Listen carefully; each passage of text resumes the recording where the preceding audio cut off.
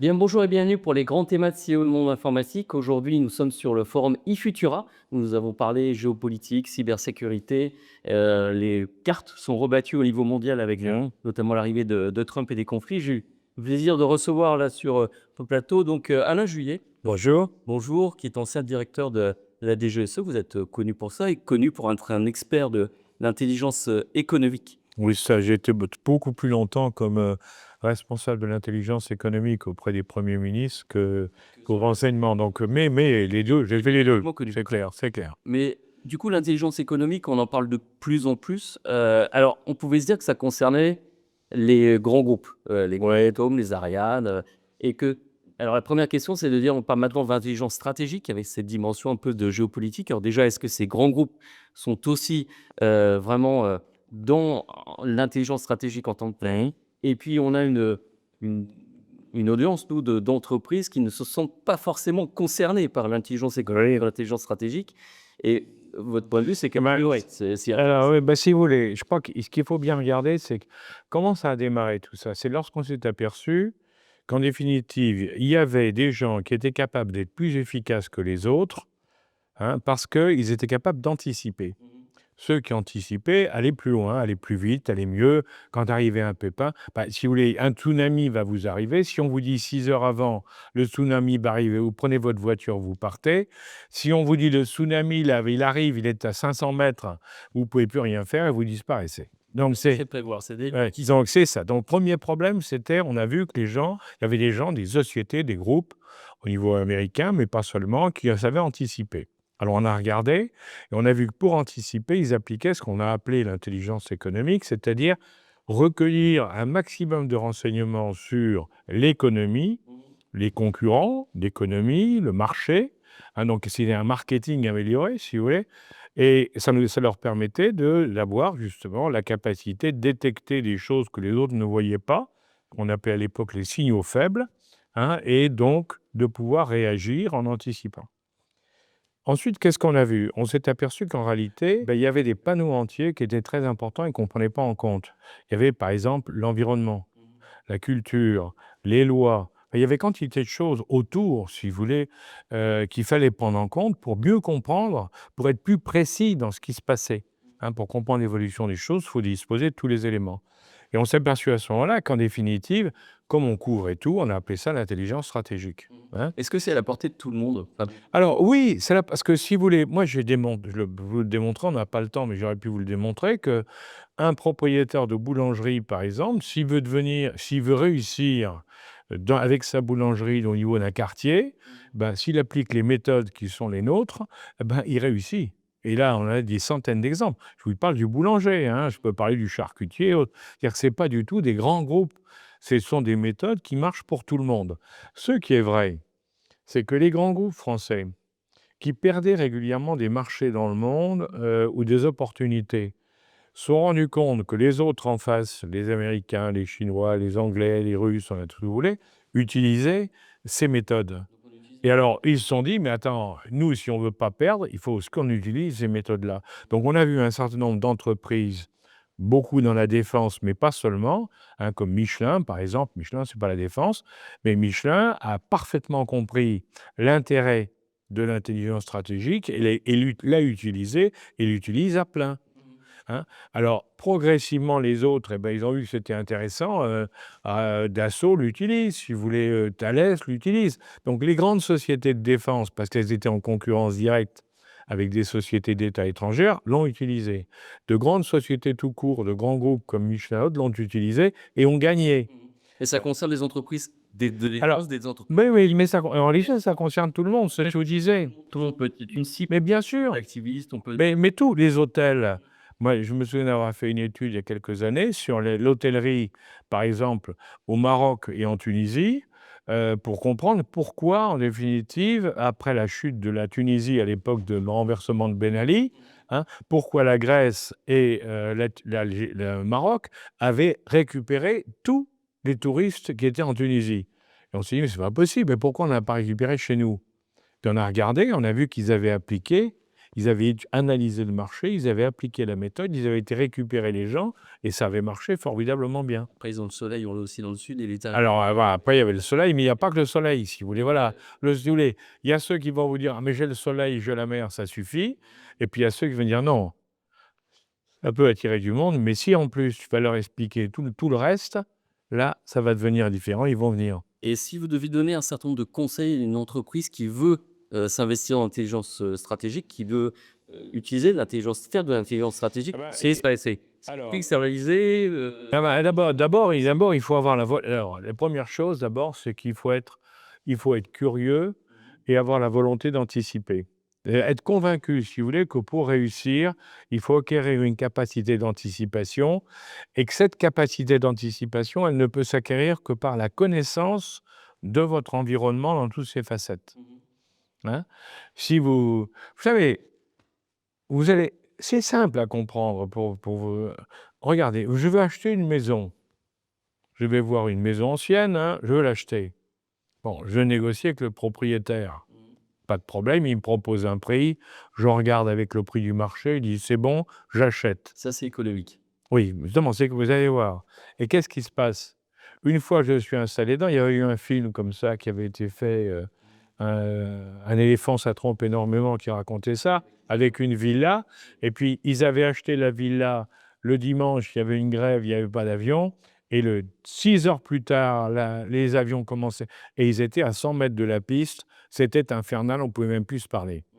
N'empêche qu'il avait acheté à un prix normal pour le marché, mais pourquoi seulement ils n'avaient pas vérifié l'information essentielle, où c'était situé. Mmh. Par rapport à quoi? Vous voyez? Eh ben, ça, c'est classique. Et À l'environnement.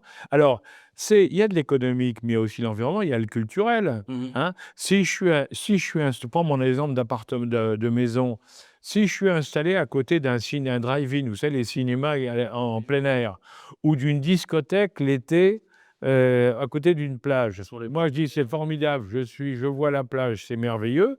Un petit problème, c'est que je dormirai pas une seule nuit durant tout mon séjour parce qu'il y a la musique à côté et je pourrais l'interdire parce que c'est légal.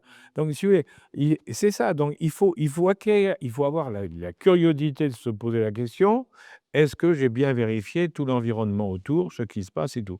Et quand on le fait, alors pour les entreprises, ben, on découvre à ce moment-là plein de choses intéressantes qui peuvent être très utiles, hein. Et on va être tranquille. Dans une entreprise, si vous savez que l'entreprise à côté, elle a des difficultés parce que, je sais pas moi, parce que les dirigeants, s'entendent pas, ou l'autre parce que sa chaîne de production marche pas, la troisième parce qu'elle est son produit, est pas apprécié, ben, vous allez arriver au milieu, il dit: «Ben, ça va, je sais comment ils sont, moi je vais en profiter, je vais utiliser la situation». Est-ce que cette fonction doit être incarnée en entreprise? On a des directeurs sûreté, on a des Ouais. directeurs cyber. Souvent, la sûreté a du mal à comprendre la cyber et réciproquement. On a dans certains groupes. Oui, mais ça, c'est alors, vous voyez, c'est très grave. Mmh. Et mais moi, j'ai toujours dit, quand j'ai vu, par exemple, dans les entreprises, hein, il y avait le DSI, le directeur des systèmes d'information, hein, qui recrutait le RSSI, celui qui était responsable de la sécurité des systèmes d'information. Mmh. Bon, alors, si vous réfléchissez une seconde, c'est une aberration. Mmh. C'est comme si vous dites, dans une entreprise, vous dites: «C'est au comptable de vérifier les comptes du comptable». Mais non, Oui. c'est pas possible. Le Il faut qu'il y ait une séparation. Donc il faut effectivement, direction bien générale. sûr, ou à la direction générale ou au directeur sécurité. C'est pas du tout la même chose, qui lui doit aller charger de la sécurité physique, technique et autres, et qui aura aussi en charge la sécurité numérique. Alors là, lui, c'est son métier. Il va regarder, il va dire: «Attention». Si c'est le DSI va pas se faire harakiri en disant: «Hey, j'ai fait une grosse erreur, je me suis trompé sur tel logiciel où il y avait une faille énorme». Eh ben, il est pas fou le gars, il va pas le dire. Le directeur sécurité pourra dire: «Attendez, là, il faut pas parce que ce logiciel, il est pas bon, ou il est pas sécurisé, ou attention, il y a une porte ouverte, il y a une porte, une backdoor, qui permet d'aller à ça ou ça». Et oui, donc si vous voulez, il faut Et l'intelligence stratégique doit être rattachée au directeur sécurité du coup ou pas? non, alors moi non. Moi, l'intelligence stratégique, je pense que ça doit dépendre du directeur général ou du directeur stratégie, Mmh. parce que ça accumule les informations.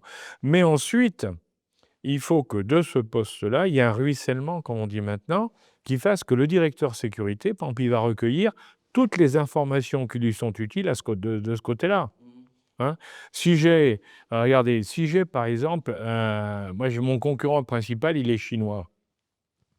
Tout le monde sait que les Chinois, ils utilisent les congrès, enfin, ils font de l'espionnage, ils font de la copie et tout ça. Bon. Donc, je vais prendre des mesures pour me protéger par rapport à ce genre d'approche. Hein. Si c'est l'Américain, j'ai plutôt tendance à regarder, il fait aussi de l'espionnage, l'Américain, mais moins. Par contre, il va essayer de prendre, d'acheter, enfin, et c'est une autre logique. À chaque culture et à chaque logique correspondent des réponses.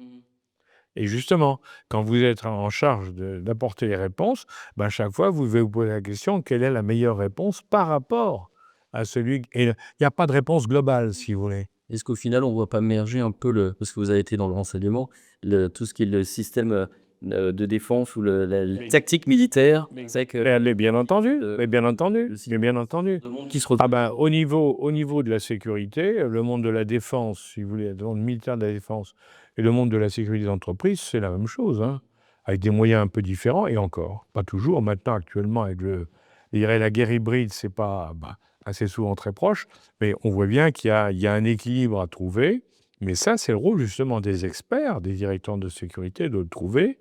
Euh, et le problème majeur, si vous voulez, il faut bien regarder, puisque vous êtes vous un spécialiste du numérique, c'est que aujourd'hui, alors qu'avant, si vous voulez, il y a 20 ans, quand on disait à une entreprise, qu'est-ce qui va vous coûter le plus cher comme échec? On vous disait, c'est le lancement d'un produit raté. Oui, Ça coûte une fortune.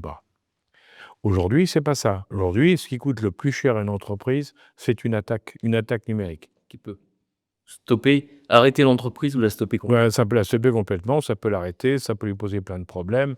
Ils peuvent avoir des fuites dans tous les côtés. Donc, il y a quantité de risques, si vous voulez, qui sont associés à ça. Donc, ça veut dire quoi? Ça veut dire que chaque entreprise, aujourd'hui, elle doit prendre conscience du risque numérique. Et le risque numérique, une bonne partie, à 92% d'après les statistiques, hein, il est fait par des erreurs. Il est rendu possible par des erreurs de nos opérateurs, de nos salariés, de nos professionnels. Donc, il faut leur apprendre à ne pas faire l'erreur. Déjà, vous réduisez considérablement le risque. Mais en plus, il faut se dire qu'on a en face de nous des gens qui n'ont aucune limite à partir du moment où il s'agit de gagner contre nous. Y compris les recrutements d'entreprises avec Mais bien entendu, mais C'est- tout est bon, tout est bon. Je recrute quelqu'un d'une autre entreprise, évidemment, il m'amène les secrets de l'entreprise.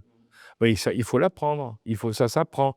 Si vous voulez, il faut que les chefs d'entreprise, petits, moyens ou grands, hein, comprennent qu'on est dans une guerre sans merci. Hein. L'époque où on s'embrassait sur les deux joues, c'est fini. Hein. On est dans une guerre sans merci et dans laquelle tous les moyens sont bons pour gagner. Donc, puisque les autres vont employer tous les moyens pour gagner, nous, il faut qu'on apprenne, non pas à utiliser tous les moyens pour gagner, mais à mettre en place des barrières et des protections pour éviter qu'ils nous arrivent dessus. Or, la barrière n'est pas uniquement qu'économique, c'est pas uniquement le produit, c'est dans tous les domaines. Et C'est stratégique. elle est pas uniquement informatique. Voilà.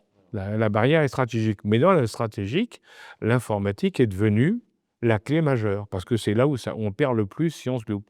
Très bien, merci Alain Juillet de nous avoir Merci. mis en relief en fait cette dimension de l'intelligence stratégique qui devient majeure pour les entreprises. Merci à vous. Merci à vous, surtout. Et nous, on se donne rendez-vous pour un prochain grand thème, c'est le monde informatique.